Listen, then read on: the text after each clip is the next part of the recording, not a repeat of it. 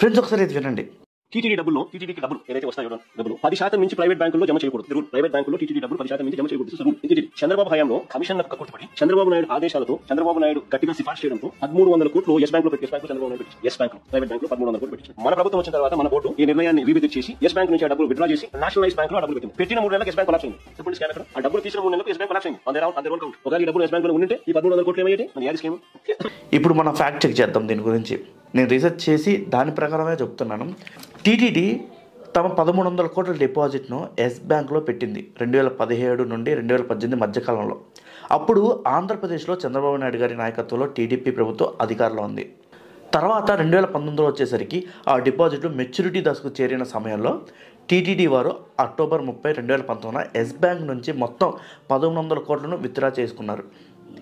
ఈ విత్డ్రా జరిగిన సమయంలో రాష్ట్రంలో జగన్మోహన్ రెడ్డి గారి నాయకత్వంలో వైఎస్ఆర్సీపీ ప్రభుత్వం కొత్తగా అధికారంలో వచ్చి కొన్ని నెలలే అయింది. తర్వాత 2020 మార్చిలో ఎస్ బ్యాంక్పై RBI మారిటోరియం పడింది. అందుకే విత్డ్రా ముందే జరిగిందనే విషయం పెద్దగా చర్చకు రాలేదు. అధికారికంగా టీడీపీ మాత్రం ఇది ప్యానిక్ విత్డ్రా కాదు, మెచ్యూరిటీ విత్డ్రా మాత్రం అని స్పష్టం చేసింది.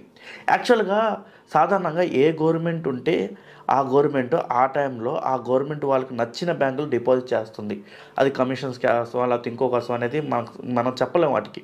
ఆ టైంలో జగన్మోహన్ రెడ్డి గారి ప్రభుత్వంలో వాళ్ళు చేసిన పని గొప్ప పని అయితే చెప్పచ్చు. ఆ టైంలో జగన్మోహన్ రెడ్డి గారి ప్రభుత్వం రాగానే ఈ మెచ్యూరిటీ అయిపోగానే దాన్ని విత్డ్రా తీసి మళ్ళీ వేరే బ్యాంకులో డిపాజిట్ చేయడం చాలా గొప్ప విషయం అనుకోవచ్చు. అంటే గవర్నమెంట్ అండర్టేకింగ్ బ్యాంకులో చేశారు, నేషనలైజ్ బ్యాంకులో అని చెప్పేసి జగన్మోహన్ రెడ్డి గారు చెప్పారు ఇందాక వీడియోలో. అండ్ నాకున్న సమాచారం కూడా వాళ్ళకున్న నాలెడ్జ్తో వాళ్ళకున్న సలహాదారు పరిచయాలతో ఆ డబ్బునైతే బయటికి తీశారు. లేకపోతే మెచ్యూరిటీ అయిపోయింది అనుకుని బయటికి తీసి మళ్ళీ ఆ బ్యాంకులో పెట్టకపోవడం గొప్పతనం. సో తెలివిగా అయితే తీశారు. ఇది జనాలు డిపాజిట్ చేసిన డబ్బు అండి, దేవుడి డబ్బు, అంత ఈజీగా పోదులేండి. కానీ తెలివితో మాత్రం జగన్మోహన్ రెడ్డి గారి ప్రభుత్వం ఆ టైంలో మాత్రం చాలా గొప్ప పని చేసింది. 1100 కోట్లు కాపాడింది అనుకోవచ్చు. సో ఈ వీడియోపై మీ అభిప్రాయాన్ని కామెంట్ బాక్స్లో కామెంట్ చేయండి. అండ్ ఈ వీడియోని లైక్ అండ్ షేర్, సబ్స్క్రైబ్ చేయండి. మళ్ళీ కలుద్దాం వేరే వీడియోలో.